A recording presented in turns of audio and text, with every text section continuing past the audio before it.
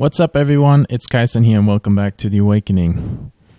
For the start of this episode, we have some crafting to do. Let's get those chance orbs on here. By the way, I already showed you guys those three here. I have not shown you guys Ursine Pelt, and that is the base item, or the item base for Rat's Nest. So we'll also try to get one of these. You should take into account that with the latest patch, there has been quite a significant change in terms of some of the uniques. And what that was is that they are more likely to drop now, actually 4 times as likely to drop. And that means that some of the uniques that you may have been picking up white items for to chance them are not worth it anymore, because obviously, if a unique item drops 4 times as much, then the price will go down. So for those that are roughly 4 exalts, I guess it is not necessarily worth it anymore to chance them, if that is the breakpoint. I'm not saying that I know that this is the breakpoint. But just keep that in mind, that in general, prices for the really rare uniques will drop, which is good for people if you want to buy them, and it's bad for you if you want to sell them. Okay, another thing that I wanted to show you is that I found this ring here. It is a iron ring base with mana, 2 good resists, and life leech on physical attack damage. There's no life on here, but I checked and life can be crafted on it. So I think this is not a bad ring, and we will probably be able to sell it. Not quite sure for how much. I'm pretty bad when it comes to pricing, but I'll try to sell it, and I will tell you guys once I did so how much I got for it. But just keep in mind that first off, the physical, the life leech off of physical attack damage is not that often that you get it on rings, so that's pretty important, especially in combination with the iron ring base. So that works well together, and the 2 resistances definitely kind of, I guess, convince people to buy this. At least that's what I hope. Alright, let's put this back in here, and we will finish off the sacrifice pieces that I still have. Funnily enough, I asked for your opinion in the last episode, and I just played you, because I'm recording this one before I even released the one before this. So I just gave you the imagination of power, but you don't have any. I'm sorry. I'm just going to do what I want anyway. Alright, so let's get this in. Let's get our buddy back up. And we're going into an entombed chamber. Okay. This is Asakati again, so we already did this boss once, just off of a random corrupted area that we found. I think that was while we were running, or while we were leveling up. Let me double check. Yeah, I think it was in Catacombs. That would make a lot of sense, at least. So we do know what to do against this guy, and those guys hit pretty hard, gotta say. But they drop as easily. Okay, we can still upgrade temporal chains. And we'll just keep going.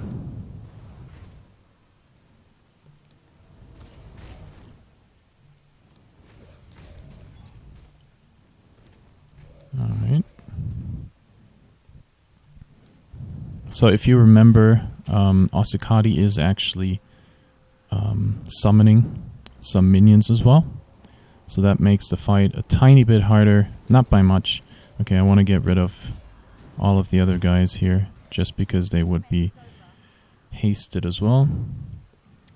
Yeah, I'll just be picking up this one because it is already 3-linked, and it might be worth something. I don't think we've seen much else that would be worth anything aside from that. Okay, I don't want to be in the ancestral power triangle there. So just a tiny bit of kiting back. Okay, This already looks very dangerous because Osikadi apparently there was a, what I called, one of the souls going into him, if I saw it correctly. So he is possessed. I'm not quite sure what kind of possession it is, but any kind of possession on this guy is potentially dangerous if he comes near me. So we do want to first off clear all of this out. Yeah, it is Rogue's Grip. Okay, this is actually very dangerous. I mean, he is super dangerous if he can get close to us anyway, so I have to keep him at bay. I have to keep him at a distance, and then he should be absolutely manageable. If he gets a hit on me, I think I might die straight up. So that's why I'm being very, very careful here. Okay, and going back, getting my body back up. And I almost got him. So we will give him something else to attack again. And we made it. Sweet. And look at that loot. Oh man. Okay. That will definitely take more than one trip to bring all of that out.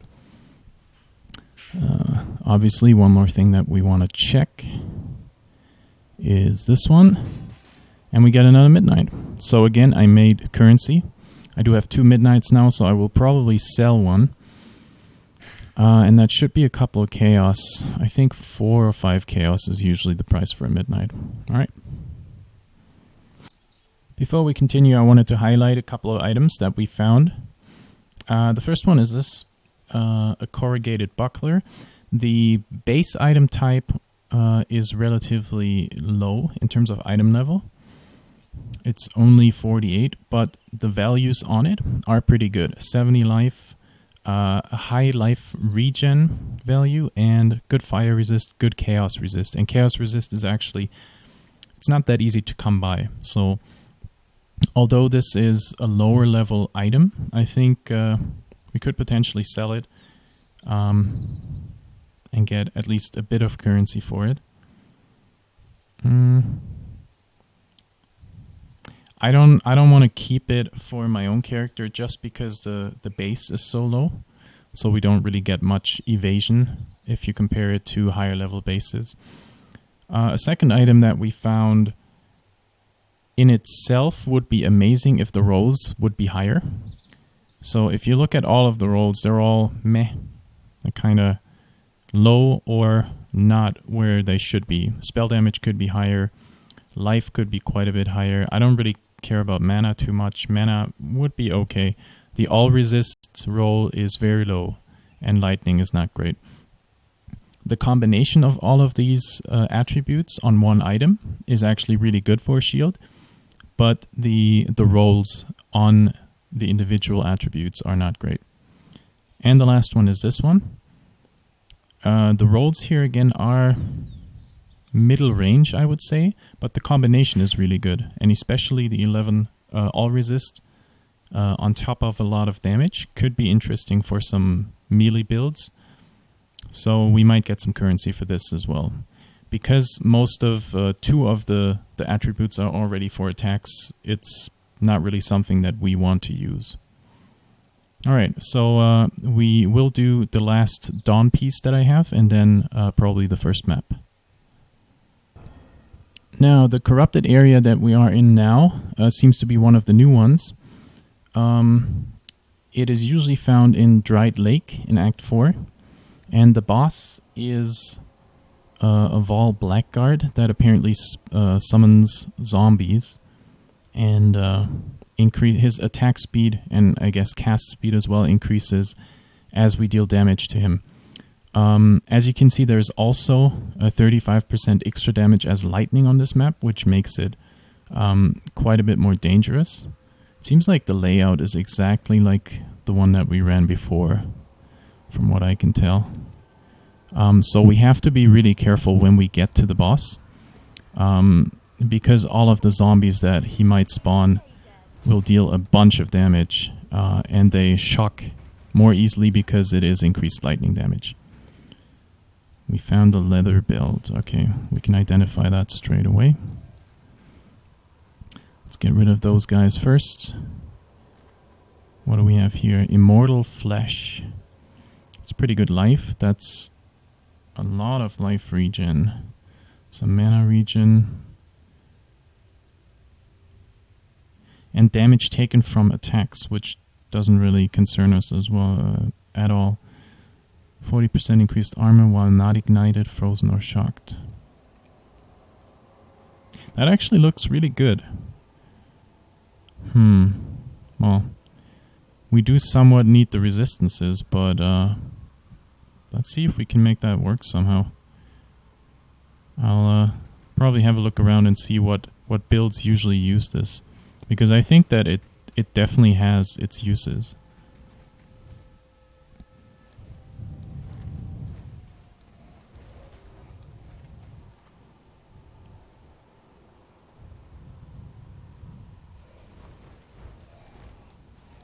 Okay, so the normal mobs in here are a complete joke, as usual.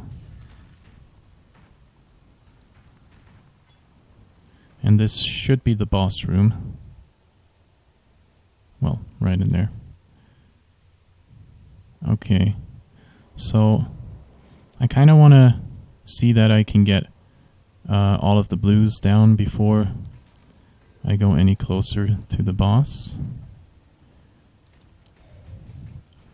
I haven't done this boss before, so I'm curious how hard the fight will be. Oh, I should probably get my buddy up. Oh, that's him. Okay. He uses Wild Strike, by the way. And he seems to be super easy. Wow, okay. That was very anticlimactic. Yes, he summoned some zombies, but I mean, by the time that the zombies actually arrive where I am, I'm somewhere completely different. So, boring. And we get another dawn. Let's collect all of this first. So the two items from this run was Immortal Flesh, the unique that we found. I did check, and it's only a chaos, so it's not worth much. Sadly, there's only one leather belt that is actually very, very, very expensive, but you can only get it in certain maps, so that's why it is that expensive. And we got this one, where increased energy shield is actually pretty good. The all to elemental resistances is really high and is really good. We get some mana and 2 more resistances. The only downside for this item is, well, it is a lower base, that's one, and we have the stun recover on here. If the stun recovery was not on here, I think there would be a possibility to even get life or percent increased energy shield on it. So then it would be way better. We might still get a tiny bit for this, at least I'll try. So we'll just drop these 2 in here, and I do want to run the Dawn. I hope you guys don't mind. The reasoning for me behind it is that I want to run them now, because at some point I will not get much experience from them anymore once we start running maps and I get a couple more levels. So I want to get most of them out of the way now. Am I in a party still? No, not anymore. Alright, so here we get a stagnant canal now. This is the corrupted zone that you usually find in docks in Act 3. And there's the snake at the end that multiplies, and also I think there is puncture on her as well. So those are the 2 main things.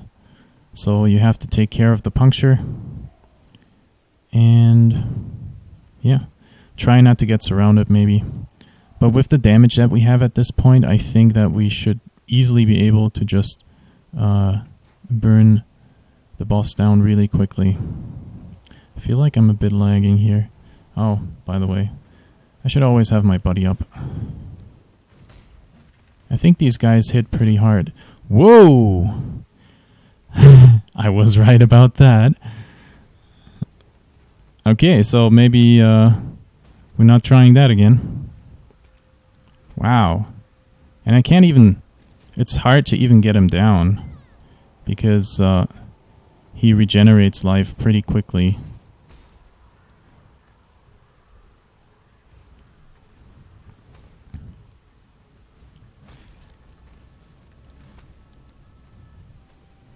Okay, one more. And I think we got him. Holy. That was almost a one-shot. Wow. So, don't run into the big guys. I did warn you. Okay, here we have a bunch of archers. In itself, not dangerous. In a group, a bit more.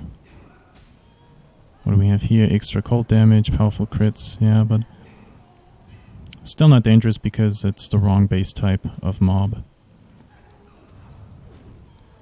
So, here we go. Let's get all of these down. All of the beautiful white mobs. We got some blue archers. Still shouldn't be a big issue. And you can see sometimes this beam going out. Kind of like a white beam from my character. If you see that, that is actually Tempest Shield, the one that I'm just leveling. I put that on my cast when damage taken setup. So that is the tiny bit of damage that I emit from time to time. I think it is when I block, but I wouldn't bet on it. What is this? Oh, I thought this was already the end of it. Okay. So we should be close to the end. And here's the snake, by the way. So we kind of want to burn it down as quickly as possible. Okay, we are surrounded. That's not cool. I do want to get rid of most of the other guys first, because I can burn down the snakes really, really fast.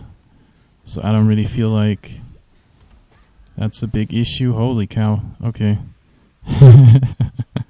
That was relatively close, I'd say. Wouldn't you say? So I'm kind of lucky right now. I think I did use my panic though, so... Alright, any more monsters here? Nope. So we'll just have a look here. Another dusk. Well, if we continue like this, the maps might start next episode. By the way, I think I'm around 15 minutes anyway, so I don't know how long it will take for me to run an entire map. So we might just run this dusk piece and maybe another one if one drops again. And then we will have the maps definitely next episode. I vouch for that. We did find 2 glorious plates, so we'll throw some chances on those. And, well, that could have been good. Sadly, the resistance rolls are not that great. And this is trash. Life is okay, the strength is okay. But the rest doesn't really do anything for us, so we'll sell both of them. Just drop the currency in here. And we do have another dusk, and we'll be running it just so I have them out of my way and out of my inventory as well, because I will need quite a bit more space for all of the maps that I will hopefully get once we start running actual maps. Forgotten Conduit it is. And this again is a new corrupted area. It can be found in the Aqueduct, the first zone in Act 4. And it has a mob from the Aqueduct also as a boss. It's one of the thingies that just throws some water at you. I don't know if that will tell you guys what I'm talking about. Okay, the combination, not that great. So let's draw some of them out first. So we can kill those off before we go back in. I do want to get the Siege Axe. And now we can easily pick those guys off. And you can see that against the white mobs, even though we have minus 60 chaos resist, it's not really doing much. So we can easily tank a couple of them. And we don't even need the flask that we have with us, just in case. By the way, I got rid of the fire flask and I put another life flask in here. It has removed bleed as well. And I feel like even without the fire flask, I should be fine against reflect. But we'll test it out against the next reflect pack. Okay, it's not the most ideal pathing that I had here. I probably skipped a couple of things on my way, but that's okay. I just want to show you guys the boss, and I'll probably, if there's something left, I'll just clear it out afterwards. So let's get the blues here first.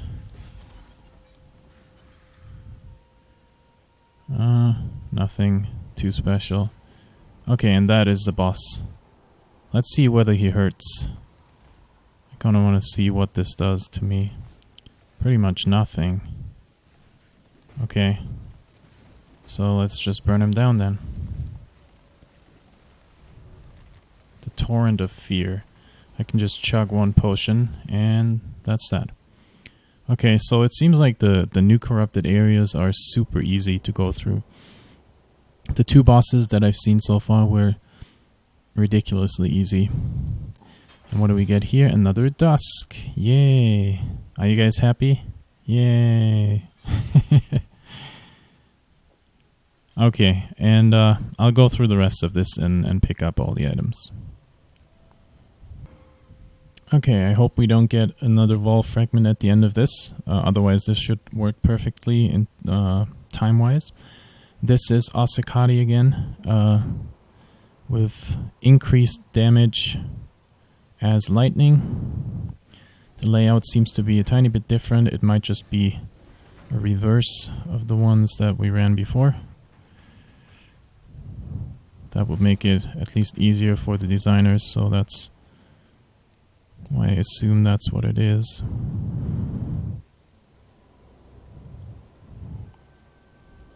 Okay, those guys hit relatively hard, and we have one of the can't die mobs. Let's try and get him down as fast as possible, because otherwise we can't really attack all of the other guys. Okay, I do have to just go back here a tiny bit. Okay, now we got him out of the way, so everything's golden. Where's my... Oh, was he taken down? We'll kill the beast. And all of the statues, no problem. Got some Vol Fallen in here.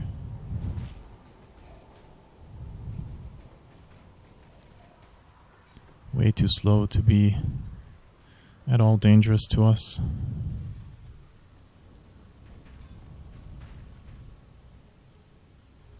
I guess we can pick up the blues.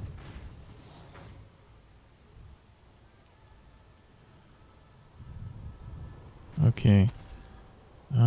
Those might actually do some damage because they're massive statues. Everything massive does a bit more damage, so that's why I am a tiny bit more careful here. And we got a level up. Sweet. Let's take that first. Actually, I feel kind of unsafe because if Asekari creeps up on me, one hit is probably enough to kill me. So we do have those two. I kind of want to go towards Mind Over Matter. So we will take these points back here.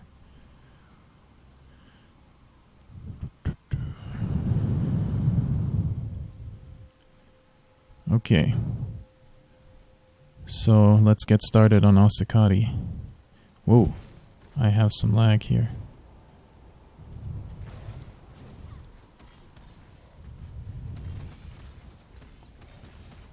Alright.